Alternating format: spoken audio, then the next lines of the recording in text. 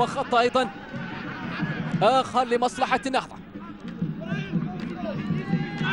محمد أبيلاي ستفرض عليه رقابة لصيقة أكيد. يدركون تماما وأن النهضة لا يريد أن يفرط في أي نقطة، خاصة وأن نادي السيب من بين الفرق التي تتربص بل وتأمل بسقوط النهضة. يعلمون تماما وأن الفريق الذي يفرق عنهم بنقطة واحدة نادي فنشة سيلعب مباراة نوعا ما سهلة مع نادي الاتحاد هنالك على أرضية ملعب استاد السعادة. خط ضربة حرة مباشرة، عيد الفارسي وخليفة عايل. خليفة عايل هل ينجح ويستعيد بعضا من الذكريات؟ خليفة سد الكرة قوية، يا الله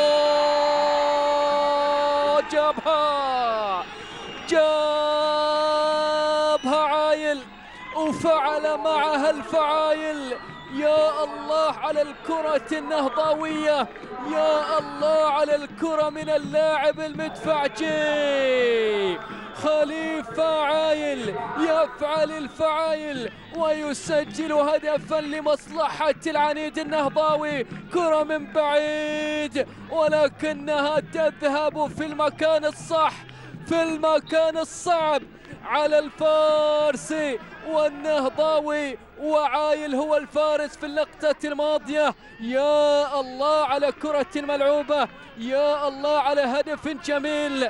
إنه المدفعجي عندما يضرب بالمدافع فإن كراته لا تصد ولا ترد. خليفة عايل يتقدم بالهدف الأول لمصلحة